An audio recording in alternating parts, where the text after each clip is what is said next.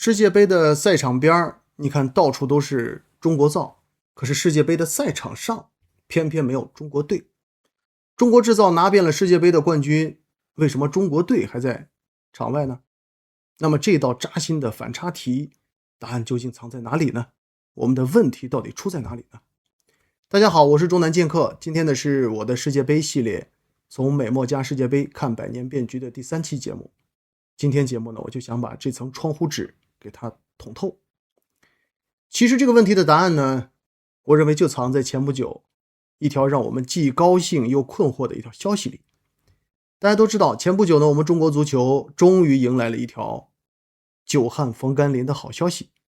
一群平均年龄12岁的中国少年远赴意大利参加国际青少年杯，7战全胜拿下了冠军，一路击败了佛罗伦萨、埃弗顿、哥本哈根等等多家欧洲职业俱乐部的青训梯队。那么这条消息传回我们国内之后呢，我们球迷圈我发现一半是欢呼，另一半是感慨。欢呼的是我们的孩子真棒呀，真能踢啊，真能拼呀，面对欧洲的强队一点都不怯场。感慨的是老问题又一次来了，我们中国能把世界杯做成中国全包围，怎么就送不出一支成年的国家队呢？首先呢，我想说一句大实话，中国其实早就进世界杯了，只是进场的方式有所不同，有点特别。别人是踢进去的，我们是铲进去的，别人在场上负责进球，我们在场外负责供货。从卡塔尔到美加墨，世界杯的比赛用球、比赛看台的座椅、吉祥物的周边、场边的光伏设备，70%以上的供应链都来自我们中国。而且顶级的赞助商，我们中国企业的席位也是常年稳居第一梯队。说中国是世界杯的产业链的冠军，我觉得这个话呢没毛病，一点都不夸张。可是问题恰恰就出在这里。你说我们最擅长什么呢？我们最擅长工业化、标准化、规模化。你像我们的新能源汽车、我们的高铁、我们的光伏、我们的造船，全是靠这套能力做到了世界顶尖、世界第一。很多人说足球是讲天赋的，是讲感性的，不能用工业的思维搞。但是你看德国和日本呢？德国和日本的崛起恰恰就是打了这个误区的脸。足球本质上它就是一项系统工程，从选材标准、技术训练、赛事分级到数据分析，你看人家的青训体系就像是一套精密运转的流水线，每一环都有规范，每一步都有衔接。唯一的区别就是你看这条流水线生产的它不是汽车，而是球员。产品的周期也不是15个月，而是整整15年。你说我们今天缺系统思维吗？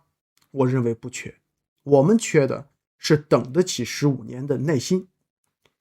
我们过去的20年，国足的主帅可以说换了一茬又一茬，发展的规划出了一轮又一轮，总想着换一个教练，改一个方案就能立竿见影，总想着找捷径抄近路，3-5年就冲进世界杯。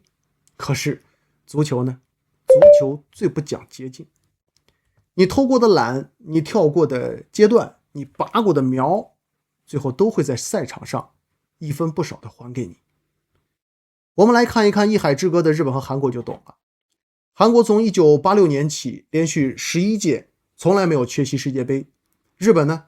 日本从1998年开始连续8届挺进决赛圈，在国际 A 级赛事中先后击败过巴西，击败过英格兰。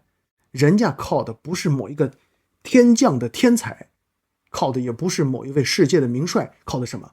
靠的是30年不动摇的100年的构想，是从小学到大学，从校园到职业队这种层层衔接的一个完整的漏斗。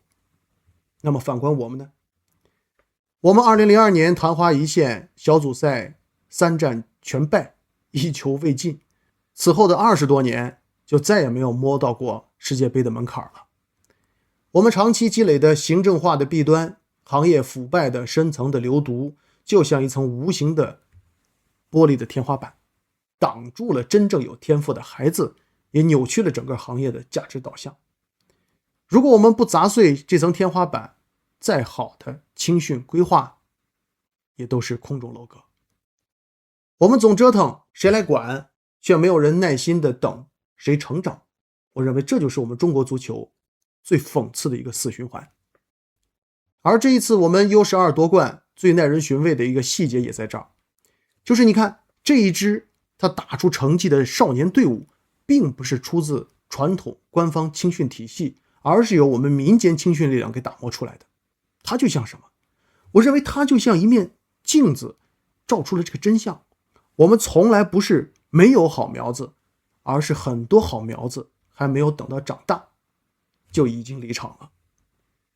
那么这就要说到中国足球一个公开的最让人揪心的秘密了，12岁退役。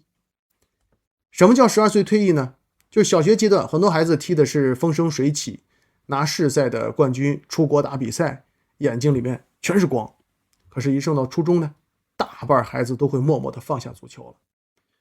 放下足球，他是不爱了吗？不是不爱了，也不是没有天赋了，是中考这道坎儿硬生生横在了孩子梦想和现实中间。走职业，千军万马过独木桥，全国职业队就那么几十支，一旦踢不出来，学业就耽误了，荒废了，后半辈子怎么办？不走职业呢？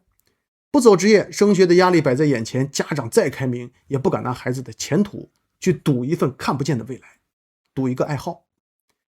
于是结果就来了，球衣换成了校服，球鞋收进了鞋柜，曾经在足球场上追风的足球少年转眼就埋进了习题册里面。今天在意大利捧起奖杯的这群孩子，5年之后还能坚持系统训练的，恐怕实不存疑。所以您说中国缺 U12 的冠军吗？我觉得不缺，我们缺的是一张从12岁铺到18岁的一个安全网，让踢球的孩子不用在梦想和升学之间二选一，让做家长的不用把足球当成一场输不起的赌博。为什么德国、日本能源源不断的出球员呢？不是人家的孩子天生更有天赋，而是人家早早的就把后路给铺稳了。职业梯队、高中联赛、大学足球这3条路并行互通，踢得顶尖的走职业道路，踢不到顶级联赛的靠足球特长也能上好大学，未来当教练，未来自己做青训，搞赛事运营，照样有体面的出路，体面的工作。足球在那儿是人生的一个选项，而在我们这儿更像是一场非赢即输的豪赌。没有缓冲带，没有安全网，一次选择定终身，我认为这才是 U12 冠军总是昙花一现的根本的原因。所以说我们从来不缺少年的天才，我们缺的是让天才平安长大的一个土壤。